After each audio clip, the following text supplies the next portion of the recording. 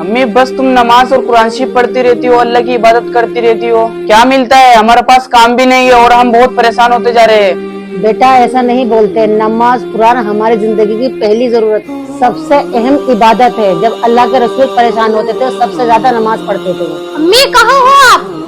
अम्मी तुम हर वक्त हदीस नमाज क्यों पढ़ती रहती हो? आखिर इससे मिलेगा क्या? मुझे खाना तो बहुत तेज भूख लग रही है। बेटा कुछ भी नहीं बनाया मैंने खाने को, घर में कुछ नहीं है। तुम्हारे बाबा जान आएंगे, वो कुछ पैसे लाएंगे तब मैं खाना बनाऊंगी। अम्मी हम एक टाइम भी ठीक से खाना नहीं खा पाते और आप हदीस और नमाज में लगी रहती हो। सलाम वालेकुम बेगम। बेगम ये दाल और चावल आप इतने खाना बना लो और मैं नमाज पढ़ने जा रहा हूँ। अम्मी जल्दी से खाना ला कर दो, मुझे बहुत तेज भूख लग रही है। मैं लगा देती हूँ, इतना एक जाकर अपने बाबा को बुला लाओ, मैं इतना नमाज पढ़ लेती हूँ। अम्मी अब्बू आप दोनों एक बात बताओ, आप हदीस कुरान शरीफ और नमाज पढ़ते रहते हो, हमें एक टाइम का भी खाना तमीज से नहीं मिल पाता, फिर भी एक टाइम का खाना हमें अच्छे से नहीं मिल पाता। बेटा सुनो, मैं आपको एक वाक्य सुनाता हूँ। हमारे नबी करीम सल्लल्लाहु अलैहि वसल्लम की बेटी हजरत फातिमा 3 दिन तक फाके से रही। बेटा वो हर रोज एक एक पत्थर अपने पेट से बांधती थी। बेटा एक दिन हजरत फातिमा नमाज पढ़कर उठ रही थी, वे वहीं गिर गई। हमारे नबी ने पूछा, बेटी क्या हुआ?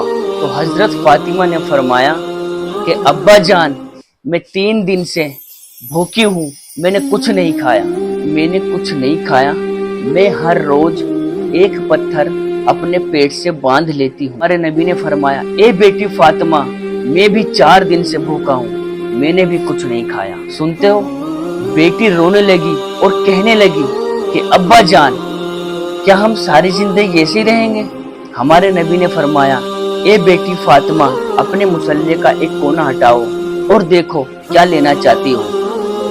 हजरत फातिमा ने एक कोना हटाया, उसमें सोना जेवरात तमाम दुनिया की चीजें। फिर हमारे नबी ने कहा, दूसरा कोना हटाओ बेटी, उस कोने में जन्नत। हमारे नबी बोले, बेटी अब बता तुझे क्या चाहिए, पैसा या दौलत या फिर मरने के बाद जन्नत?